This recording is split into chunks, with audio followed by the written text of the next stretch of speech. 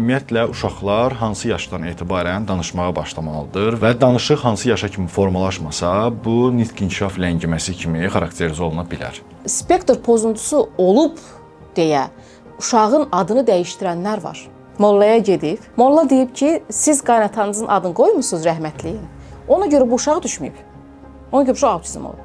Və uşaq neçə yaşından artıq öz adına reaksiya verməlidir? Deyirəm ki, İradə, qız baxmır mən. İradə, qız baxmır, nənəcə keçmir. Biz onu cici çağırırıq. Cici deyin, baxacaq. Dayı Azərbaycanca danışır, ana gəlir evdə uşağa rusca hansısa bir sözlər istifadə edir. Ata da gəlir axşam ingiliscə 2 dənə söz deyəndə artıq uşaq çaşbaş qalır ki, yəni fərqli səs tonları, fərqli tembrlər, fərqli sözlər. Mən indi dil açanda hansı dildə danışacağam? Ben geldim. Nasılsın? Yani gözlemle ben cevap vereceğim. Ben deyim, bugün neler yapacağız? Ya bildiğin o personajı təqlid edir və valideyn bununla xoşbəxtlik duyur ki, bax mənim uşağım danışır da.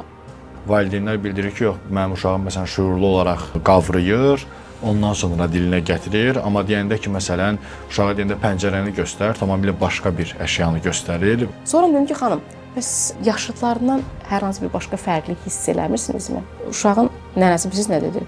Mən sizin yanınıza niyə gətirmişəm ki? Tapın deyin də. Dedim, xanım, mən falçı deyiləm.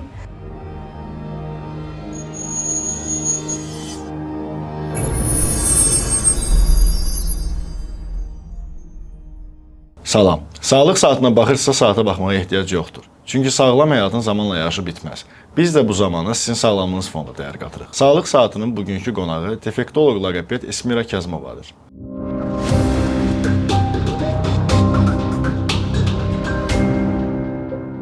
Salam Esmira xanım. Salam, xoş gördük. Necəsiz? Sağ olun, necəsiz? Çox sağ olun. Dəvətimi qəbul edib gəldiyiniz üçün öncədən təşəkkürümü bildirmək istəyirəm.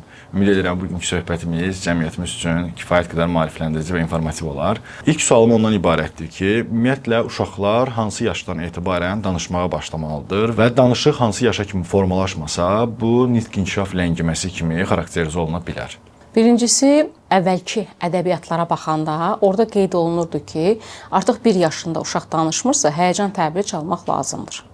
Çox təəssüf ki, son 10 ildir 2 yaş nəzərdə tuturuq və əvvəlki ədəbiyyatlarda, məsələn, indi də belə Azərbaycan Təhsil İnstitutunun kitabında baxsaq, görərik ki, 2 yaşında uşaq üçün 200-250 söz götürülüb. Şəxsən mən 20 ildə 250 sözü olan 2 yaşında uşaq görməmişəm. Amma indi hal-hazırda əgər uşaq 2 yaşında artıq ifadələri yoxdursa, mütləq ki, həyəcan təbiri çalmaq lazımdır. Burada 1 yaşında uşağın minimum 3, maksimum 5 söz olmalıdır.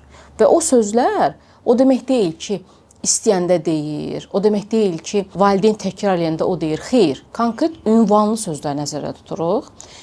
Sonra 2 yaşında ən azı 30 sözü olarsa, biz ona normativ kimi baxırıq.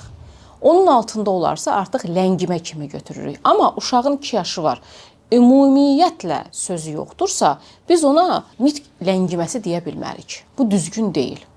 Çünki nitq ləngiməsi o deməkdir ki, 2 yaşı var, 30 sözü olmalıdır, 10 sözü var. Bəli, buna nitq ləngiməsi deyə bilərsən. Amma 2 yaş var, ümumiyyətlə sözü yoxdursa, artıq bu nitq ləngiməsi deyil. Və biz valideynlərə bildiririk ki, artıq 18 ayında uşağınız ikili ifadə işlətməlidir. Məsələn, su ver, ana gəl. Əgər bunları işlətmirsə, artıq burada narahat olmağa dəyər. Və ona görə gözləmək lazım deyil 2 yaşı. 18 ayına mütləq ki, əgər narahatçılığınız varsa, ilk olaraq loqopedik müayinədən keçməlisiniz. Hal-hazırdakı dövrümüzü nəzərə alsaq, bir çox valideyn artıq evdə sadəcə bir dildə yox, bir neçə dildə danışır. Normal olaraq iş həyatı, karyeraya görə artıq həm rus dili, həm ingilis dili və yaxud da daha başqa dillər istifadə olunur evin içində. Uşaq da istər-istəməzdən dil açması ən çox da valideynlərdən eşitdiyi sözlərə nəzərən bu prosedur inkişaf eləyir. Soruşmaq istərdim ki, məsələn, 2 və yaxud da daha çox dil danışılan evdə uşağın dil açmasına bu hər hansısa bir öz təsirini göstərirmi? Ümumiyyətlə, 2 və ya bir neçə dildə danışmaq bilingvistlik deməkdir. Əslində, bilingvistlik çox gözəl bir şeydir. Çünki nə qədər çox dil bilərsənsə, bir o qədər çox da mentalitet bilərsən, fərqlilik görərsən, özünü inkişaf etdirərsən. Valideynlər bu səbəbdən də istəyirlər evladlarına fərqli dilləri öyrətsinlər. Bir tərəfdən haqlıdırlar, çünki müasir dövrün tələbidir. Amma qaldı ki, təsir edə bilərmi? Çox təəssüf ki, bəli, təsir edən nüanslar var. Amma bu o demək deyil ki, bütün uşaqlarda bu olur. Əgər uşağın nitqin inkişafında istədiyimiz etapda, tempdə getmirsə, artıq burada ikinci və üçüncü dildən danışmaq yersizdir. Yəni uşaq çaşbaş qalır. Məsələn, Bəli. dil açanda ki, mən hansı dildə danışıram? Əgər ki, uşaqda inkişafda problem yoxdursa, yəni bu normaldır.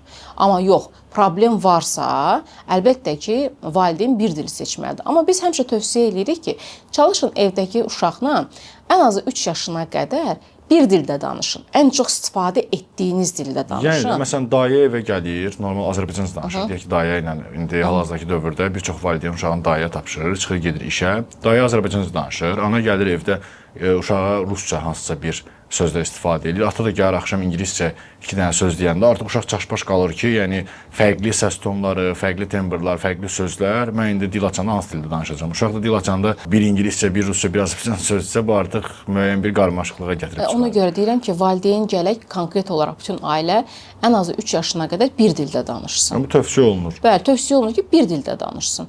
Artıq gördünüz ki, 3 yaşına qədər artıq uşağınız bir dili çox gözəl şəkildə mənimsəyib, yaşına uyğundur. Artıq ikinci və üçüncü dili əlavə edə bilərsiniz. Çünki körpəlik yaş dövründə əlavə olunan, öyrənilən dillər uzun müddətli qalır. Nəinki yaşlı vaxtı. Ona görə də məsləhətimiz mütləq ki, nitq inkişafı yaşına uyğundursa, əlbəttə ki, ikinci və üçüncü dili qəbul edə bilərsiniz.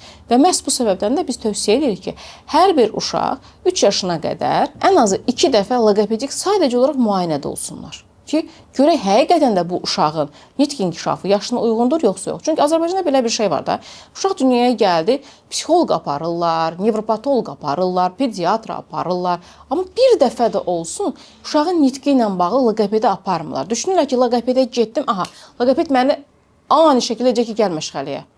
Yox. Ən azından profilaktik olaraq bir dəfə də olsa getmək lazımdır. Əslində müayinə üçün də sadəcə. Əslində Sovet dövründə poliklinikaların hər birində loqoped var idi. İndi nadir tapıntıdır. Məsələn, əsasnaməmizdə qeyd olunub ki, hər bir bağçada, çünki bizim bağçalar 2 yaşına etibarən başlanılır da, hər bir bağçada loqoped olmalıdır. Yığsan bütün Bakı şəhərində ümumi təhsil bağçalarında cəmi 6 bağçada olmaya loqoped ştatı. Ehtiyac deyil. Amma əslində qalsa şəxsən öz adıma deyirəm, mən təhsil dairəsində, yəni inkluziv təhsil metodikası çalışarkən bir neçə bağçada oldum və özüm üçün qeydlər götürdüm. Bir 5 bağçada olanda orada qeydlər götürdüm. %25%-ində bağçada, gördüyüm o günə gördüyümdən söhbət gedir. %25%-nin nitqində problem var idi. Hətta təlimlər verəndə bağçada olan müəllimlərdən soruşurdum ki, sizin uşağınız, yəni dərs əvvəlkinə nisbətən, tutaq ki, bir 10 il əvvələ baxaq və indi baxaq. Nə qədər fərq var? Əksəriyyət deyir ki, yerlə göy. Bizim əvvəl deyirdilər, 2 yaşında qəbul etdiyimiz uşağın nitqi hal-hazırda məktəbə qədər yaş dövründə olan uşağın nitqi idi. Amma indi biz 2 yaşında uşaq qəbul edirik, elə bir yaşı var uşağın. İndi 2-3 dənə söz deyir. Bizim ən böyük problemimiz budur. Və əksər bağça müəllimləri də ondan şikayət edir ki, gələn uşaqlar 2-3 dildə danışır. Buradan da əsas problem yenə də gəlir valideynə çıxır. Əlbəttə ki, yəni valideyn bildiyim qədərilə onsuz gördüyüm, yəni hal-hazırda yaşadığımız Azərbaycan cəmiyyətində valideyn sadəcə və sadəcə bunu keçən dəfə bizim qonağımız olan uşaq psixiatrı uzman doktor Aydan İskəndərzadə ilə də müzakirə elədik ki, sadəcə və sadəcə uşağın yeməyi, içməyi yerində olsun, uşağı yaxşı geyindirək. Qan üçün lazım deyil. Uşaqla oynamaq da lazım deyil, uşaqla danışmaq da lazım deyil. Amma valideyn bunu dərk eləməlidir ki, sən o uşaqla danışmasan, bu necə nitqi açılsın, hardan öyrənsin sözü. Uşaqlar müəyyən yaşa qədər bəzi sözləri şüursuz olaraq sadəcə təqlid yolu ilə, məsələn, baba, dədə kimi sözləri, ilk öyrəndiyi sözləri təqlid yolu ilə də olsa istifadə edirlər, amma bu şüurlu nitqin formalaşması tam da demək deyil. Sual vermək istərdim ki, burada ad məsələsi də ən önəmli məsələlərdən biridir. Valideynləri və izləyiciləri ən çox maraqlandıran məsələlərdən biri də odur ki, uşaq öz adına reaksiya verməsi, onun nitq və şəxsiyyət kimi formalaşmasının bir meyar kimi göstərilə bilərmi və uşaq neçə yaşından artıq öz adına reaksiya verməlidir? Bax, məsələn, qeyd etdiniz ki, o bəzi hecalar var. Biz o hecaları uşaqlarda 8-10 aylarında, belə 11 aylarında hiss edirik və onu dünyanın bütün uşaqları deyir. Bəzən valideynlər də çaşdırır ki, müəllimə deyirəm ki, uşağınız danışır. Deyir ki, hə müəllimə, mənim uşağım danışır. Məsələn, baba, anna, mama bu sözləri deyirdi. Deyirəm, xanım, bax bu hecalardır. Bunun türk uşağı da deyir, rus uşağı da deyir, Amerikan uşağı da deyir. Yəni bu Azərbaycan uşağı da deyir. Bu normativ belədir ki, uşaq eyni hecaları təkrar etməlidir. Və bu hər hansı bir mahiyyət daşımır. Sadəcə nitqə hazırlıq dönəmi kimi gedir. Amma qaldı ki, uşağın adına reaksiyası bizdə çox qəribə bir şey var. Bilmirəm, yəqin ki, bütün dünyada da belə bir şey var. Biz uşaqları çox adına görə çağırmırıq. Məsələn, bir dənə uşaq gəlib bizə, adı məsələn simvolik götürək, İradədir. Deyirəm ki, İradə, qız baxmır mən. İradə, qız baxmır, nənəcə keçmir. Biz onu Cici çağırırıq. Cici deyil, baxacaq. Cici, uşaq baxır. Deyirəm, xanım, sizin uşağınız bağçaya gedəndə Cici çağıracaqlar bu uşaq. Nə bilim, müəllimə, bu siz mənim adımdır. Elə bir qaynanənin adıdır da. Mən istəmirəm ki, mənim adımı çağırsınlar evdə. Biz çaşıb qalırıq ki, mən İradəni çağırırlar, yoxsa o İradəni çağırırlar. Onda niyə ad elə qoyursunuz? Deyirəm, onda niyə ad elə qoyursunuz ki? Axı uşağın axı körpədir, bunun Cici çağırması düzgün deyil axı. Və uşağın 3 yaş var, uşaq hələ adını bilmir. Spektr pozuntusu olub deyə uşağın adını dəyişdirənlər var. Şəxsən mən tanıyıram. Uşağın adı tutaq ki, qaynətasının adıymış, nəsə bir hansısa bir adıymış. Falçıya gedib, mollaya gedib. Molla deyib ki, siz qaynatanızın adını qoymusunuz rəhmətliyin. Ona görə bu uşaq düşməyib. Ona görə bu uşaq autizm olub. Və bunun adını dəyişdirən ali təhsilli deməyəcəm bir nəfərdir. İkinci xanım gəlib, biz falçıya getmişdik. Deyirəm, vallahi psixiatr eşitmişdim, mən qurt müalicəsini eşitmişdim. Spektr pozuntusu olan uşağın falçıya niyə aparırsınız ki siz? Hə, falçı dedi ki, bu ad Quranda yoxdur. Bu xristian adıdır. Ona görə bu uşağın adını dəyişək, Quranda yazılan addan qoy, bu uşaq düzələcək. Danışacaq. Yəni absurddur. Həqiqətən çox absurddur. Yəni baxın, bu ad bizim problemimizdir. Ya uşağın adına uyğun çağırmırıq, ondan sonra deyir ki, uşaq niyə bizə baxmır? İkinci problem, əksər hallarda valideyn nədən şübhələnir? Tutaq ki, adını çağırmırsa, biz sırası fikirləşirik ki, yox, bu uşaq spektr pozuntusudur. Adına reaksiya verin. Çünki spektr pozuntusunun ilkin əlamətlərindən biri adına reaksiya verilməməsidir. Sonra müəyyən olunur ki, uşağın sadəcə eşitmə problemi var. Protokol üzrə istər nevropatoloqa, istər psixiatra, istər loqopedə, istər psixoloqa uşaq müraciət edirsə və uşağın hal-hazırda 3 yaşı yoxdursa, mütləq ki, ilkin olaraq lora yönləndirməlidir uşaq. Oradan cavab gəlməlidir ki, uşağın, tutaq ki, bir də göstərsək, qulaq çirki deyilik, o əmələ gəlib və o uşağın eşitməsinə mənfi təsir edir. Əgər o problem yoxdursa, hə, spektrdən şübhələnmək olar. Yəni, protokol üzrə mütləq ki, o uşağı, məsələn, öz loqopedlərdən danışıram, bizim ixtiyarımız yoxdur. 3 yaşa qədər uşaq gəlibsə, mütləq ona göndərmək lazımdır. Çünki, məsələn, dünən bir uşaq gəldi bizə. Dedi, Əsma müəllimə, uşağın burun boğazında problem var idi. Uşaq ümumiyyətlə adına reaksiya vermirdi. Və burun boğaz əməliyyat edən dedilər ki, qulaq dilində çirk var, onu da götürək. Uşağı əməliyyatdan sonra o qədər gözəl adına reaksiya verməyə başladı ki, həqiqətən də uşağın çağırdım, baxırdı. Amma psixomotorik inkişaf ləngiməsi var idi uşaqda. Yəni ona görə loqopedlər mütləq ki, bir protokol olsa göndərir ora. Amma adına reaksiya vermirsə, yəni eşitmə problemi yoxdursa, öz adı həqiqətən varsa, mütləq ki, uşaq psixiatrına getmək lazımdır. Çünki bu konkret olaraq spektrın əlamətlərini göstərir bizə. Bəs hansı yaşa kimi reaksiya verməsi normal sayılmır? Adı 1 yaşa qədər. 1 yaşa qədər. Məsələn, 10 ayından sonra uşaqlar öz adına, konkret olaraq 10 ayından sonra uşaq öz adına reaksiya verməlidir. Ya, ən aşağısı götürürəm ha, ki, uşaq öz adına reaksiya verməlidir, mütləqdir. Bəs uşaqlarda şuurlu nitqin inkişaf prosesi hansı yaşdan etibarən başlamalıdır və valideynlər bu yolda öz uşaqlarına necə kömək edə bilərlər? Yəni, öz fikirlərinin ifadəsində müəyyən qədər o şuurlu nitq dediyimiz artıq bilərəkdən. Yəni, bəzən belə hallarla qarşılaşırıq ki, valideynlər bildirir ki, yox, mənim uşağım məsələn şuurlu olaraq qavrayır, ondan sonra dilinə gətirir. Amma deyəndə ki, məsələn, uşağa deyəndə pəncərəni göstər, tamamilə başqa bir əşyanı göstərir və belə hallarla da məncə siz də qarşılaşırsınız tez-tez. Bu bizim yaralı yerimizdir. Çünki bizə müraciət edən valideynlərin əksəriyyətin bir dənə cümləsi var. Hər şeyi başa düşür, amma danışmır. Onların düşüncəsinə görə hər şeyi başa düşür. Amma sual verirsən ki, tutaq ki, uşağınızda neçə yaş var? Deyir, 4 yaş var.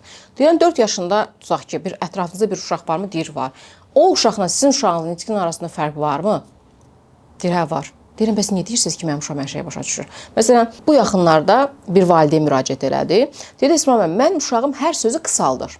Problemimiz nitqindədir. Uşağın da 5 yaşı var. Dedim, necə qısaldır? Alçanı göstərdi, dedim, müəllimə, məsələn, bax buna babun deyir. Çiyələyə K deyir. Deyirəm, bax, bu qısaltmaq deyil, bu dəyişdirməkdir. Qısaltmaq odur ki, alça sözünə A deyir. Çiyələyə Ç deyir. Bu qısaltmaqdır. Sizin uşağınız buna simvolik ad istifadə edir. Bu şuurlu nitq deyil.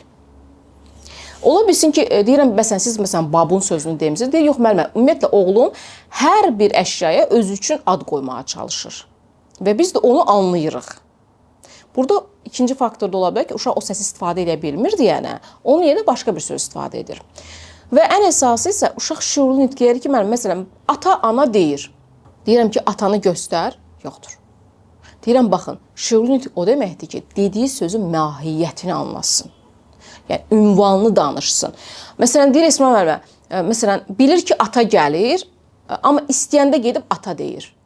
Amma biz deyəndə ki, o kimdir, cavab vermir. Demək, bu şüurlu nitq deyil. Bu sadəcə olaraq istəyəndə, özüm lazımdırsa bundan istifadə edir. Şüurlu nitq ümumiyyətlə 1 yaşında gəlir. Məsələn, keçən dəfə bir əyləncə mərkəzindəyəm. Gördüm, bir 18 aya, 17-18 aylıq bir uşaqdır. Topla nəsə oynayıb, mənə topu atdı. Qayıtdı ki, sən. Barmağını göstərir. Sən. Qol. Yəni, gəl, səndən qol oynayaq biz. Bu şüurlu nitqdir. Uşaq konkret məni göstərir, göstərici barmaqla gözümə baxır və topu göstərir, ona simvolik ad qoyub. Qol. Yəni, futbolla qolun, topla qolun əlbəttə uyğunluğu var, amma alçı ilə babunun heç bir uyğunluğu yoxdur. Bəli, bu dəyişdirib, amma məntiqli dəyişdirib adını. Və bu uşaq anasına dedim ki, xoşbəxt adamsınız, uşağınızın nitqi yerindədir də, yəni inkişafı gedir. Özümdən asılı olmur, bəzən bir də görürsünüz, liftdə görürəm, deyirəm, uşağınız normaldır, özümdən asılı deyil, sevinirəm. Amma valideynlərimiz əksinə, məsələn, o gün bir valideyn gəlib, 3 yaş 6 aylıq qızdır. Deyək ki, mənim uşağım hər şeyi başa düşür. Sadəcə olaraq cümlə qura bilmir, sözləri aydın deyil.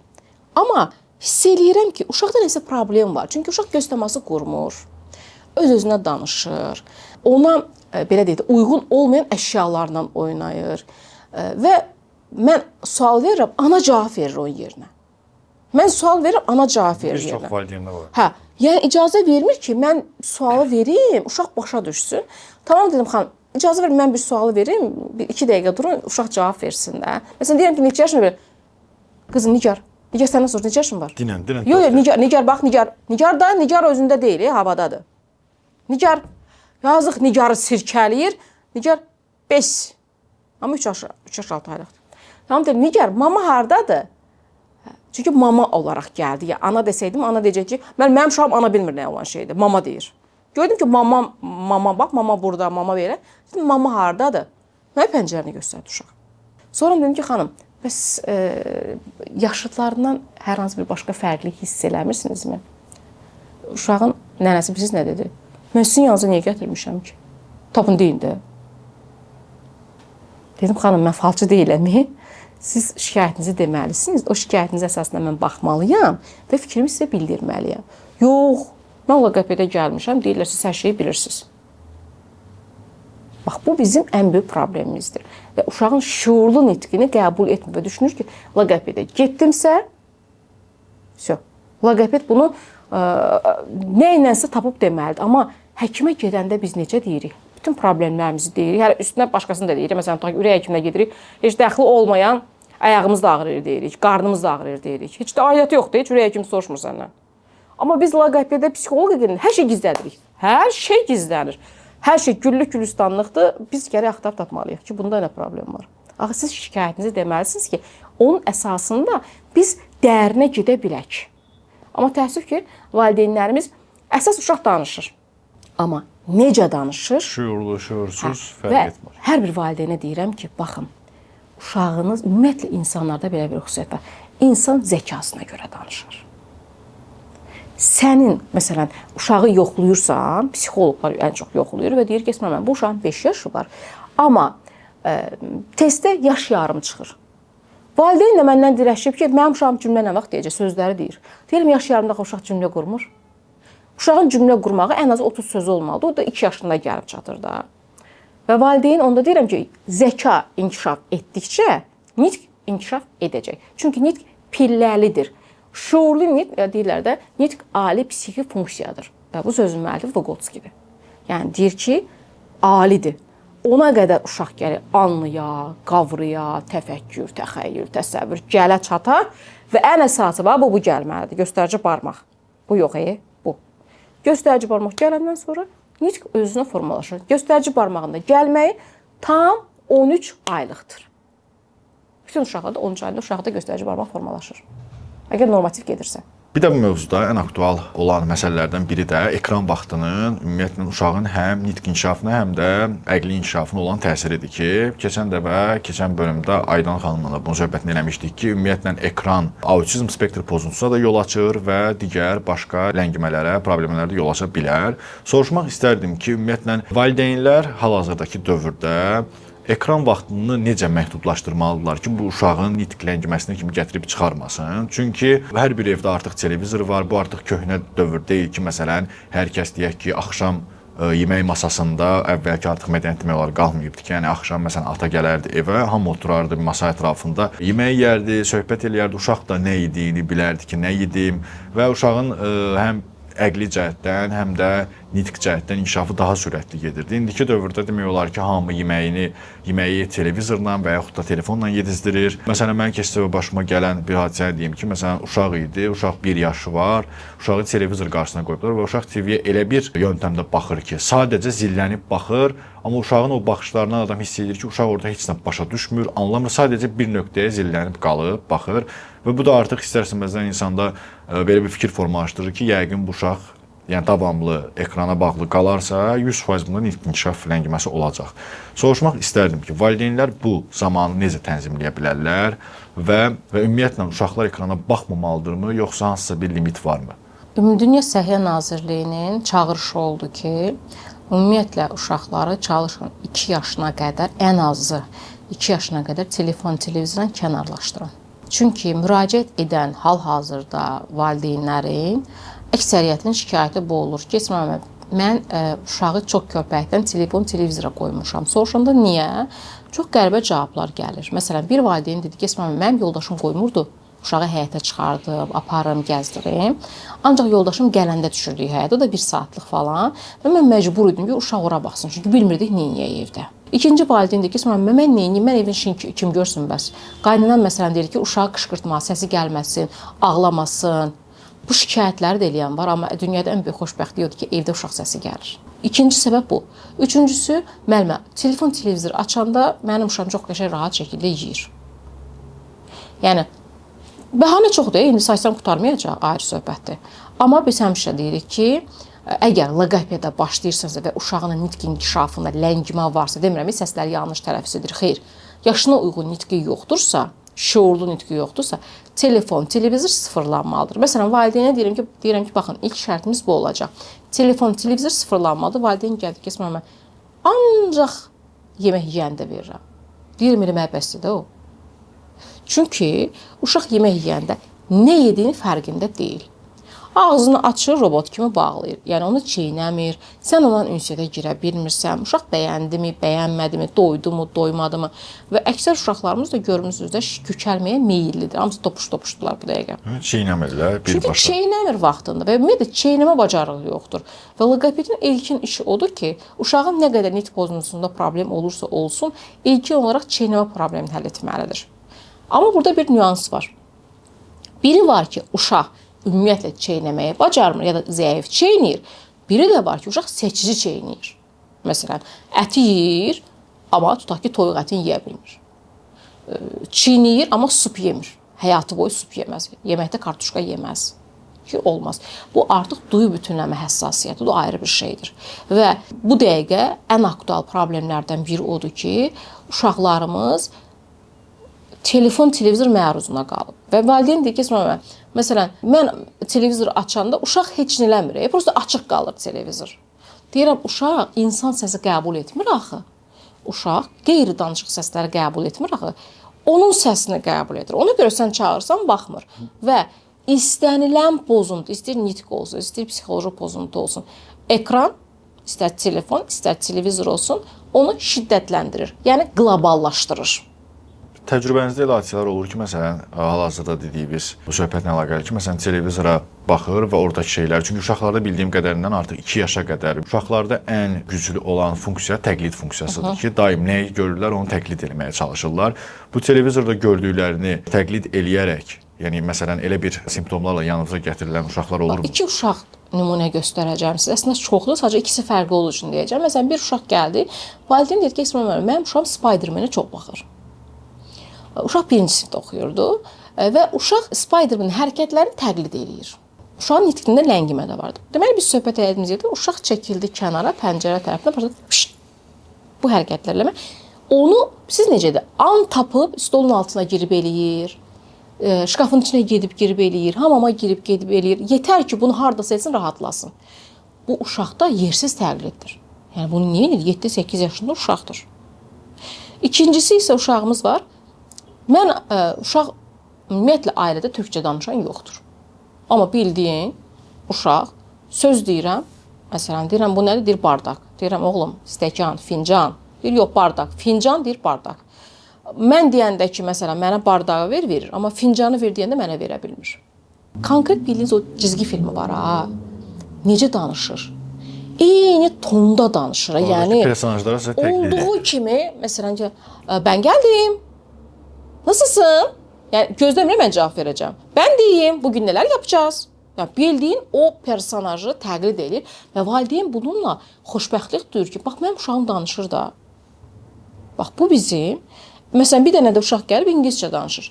Deyirəm ki, okey dedim. Sizin uşağınız İngiltərəyə getmək mi fikriniz var? Yəni bu uşaq ingiliscə. Yox müəllimə, biz ingilis dilində evdə özümüz bilmirik. Sadəcə uşaq gözünü açandan ingiliscə baxır və ingiliscə danışır. Uşaq Azərbaycan dilində heç bir şey bilmir. Sıfır. Və valideyn bundan qürurlanır. Deyim, tamam onu da ingilis dili məktəbinə qoy. Amma o dildə danışan uşaqların əksəriyyəti şuursuz danışır. Yəni onun fərqində deyil. Sadəcə olaraq təqlid şəklində inkişaf edir uşaqlar və o bizim uşaqlarımızın gələcəyini, səsallaşmasını, nitq inkişafını demək olar ki, qarşısını sərhəd kimi alır. Dialoqun sonunda son olaraq buradan valideynlərə sırf bu mövzuda, nitq inkişaf mövzusunda nə kimi tövsiyələr vermək istərdiniz? Birincisi, hər bir valideynə onu bildirmək istəyirəm ki, evinizdə olan şeytanı azaldın. Bizim evimizdə bir şeytan var, o telefon televizordur. Mən həmişə ona şeytan deyirəm. Çünki həqiqətən də bu günləri hər yerdə bir mərkəz, bir aptek, bir şirniyyat yeri var. Bu da boşuna deyil. İkincisi, uşaqlarımıza çeynəməyi öyrədək. Və qız ailə həyatı quranda onun cehizinə blender qoymayın. Çünki o blenderla bizim gəlinlərimiz uşaqlarımızı ən asan yol tapırlar, ağzına açıb salır. Yəni uşaqlarımızın əksəriyyətdə çeynəmə bacarığı yoxdur bizdə. Çeynəməyən uşaqda danışarkən səslər yanlış tələffüz edəcək, anlaşılmaz olacaq. Üçüncüsü isə, əgər bu uşağı dünyaya gətirmişsinizsə, onunla ünsiyyətə girin. Onun yerinə danışmayın. Ünsiyyətə girin, bizdə valideynlə başa düşür ki, onun suallarına cavab verməliyəm. Yox, onun yerinə danışmayın. Bir imkan verin ki, o uşaq öz fikrini ifadə etsin. Və ən əsası isə uşağınızla oynayın. Bax, bizim ən böyük problemimiz odur ki, bizim uşaqlarımız oyun oynamaq bacarığı yoxdur. Oyun oynamaq isə uşaqda birincisi təsəvvürü formalaşdırır, ikincisi isə nitq inkişafını maksimum şəkildə inkişaf etdirə bilir. Bax, bu dördü olarsa uşağınız həqiqətən də inkişaf edə bilər. Sağlıq Saatın bugünkü qonağı defektoloq loqoped Esmira Kazımova oldu. Videonu bəyənməyi, fikirlərinizi şərh bölməsində bölüşməyi və kanala abunə olmağı unutmayın. Sağlıq Saatına baxırdınız. Burada hər saniyə sizin sağlamlığınız üçün işləyir.